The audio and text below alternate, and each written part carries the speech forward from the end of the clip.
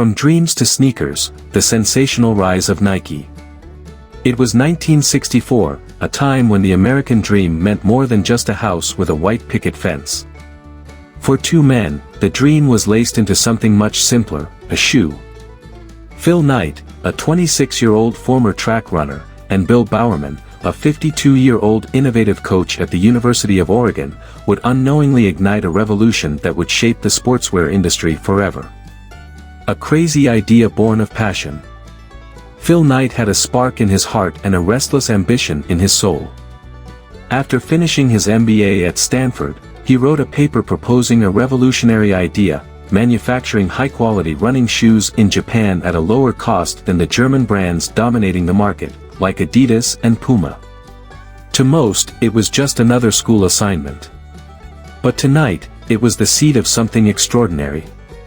Bowerman, on the other hand, was a mad scientist of athletics. He spent hours tinkering with his athlete's gear, convinced that lighter, better-designed shoes could make a difference.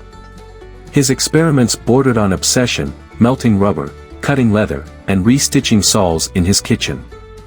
When Knight pitched his Japanese import idea to Bowerman, the coach didn't just approve, he wanted in. The birth of Blue Ribbon Sports. Armed with a $500 loan from his father, Phil Knight traveled to Japan. He struck a deal with Onitsuka Company, the makers of Tiger shoes, to distribute their products in the U.S. The venture, named Blue Ribbon Sports, BRS, was born with a mere $1,000 in capital, half from Knight, half from Bowerman. Knight sold shoes from the trunk of his car, hustling from one track meet to another, while Bowerman continued to tinker with designs. By 1965, their fledgling company had sold $20,000 worth of shoes. It wasn't enough to pay the bills, but it was enough to feed their dreams.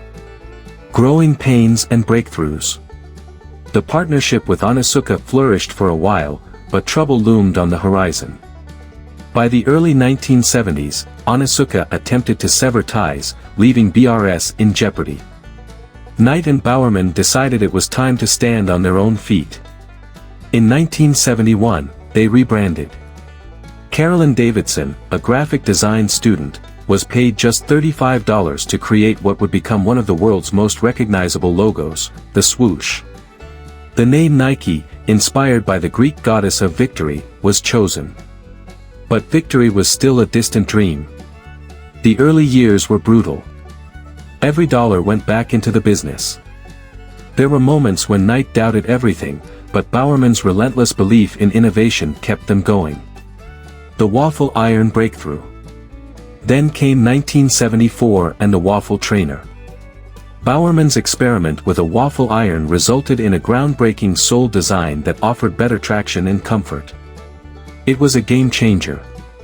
Sales skyrocketed, and Nike started to gain traction, literally and figuratively, in the competitive world of sports footwear.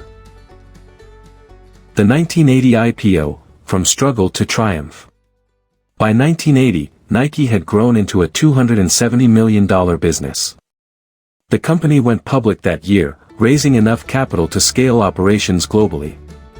For Phil Knight, it was a moment of vindication, a reward for the sleepless nights and endless risks. Milestones along the journey.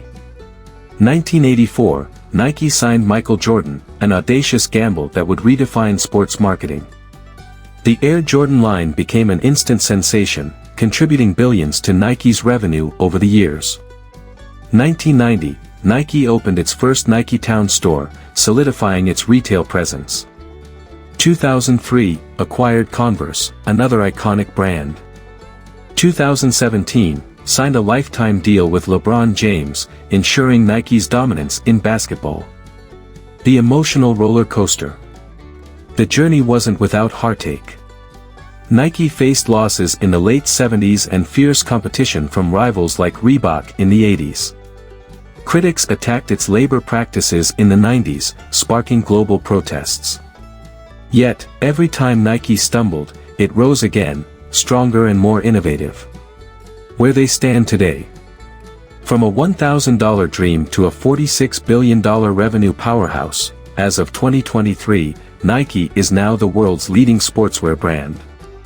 Its campaigns, "Just Do It," the Colin Kaepernick ad, and others, are etched in history, transcending mere marketing to become cultural statements.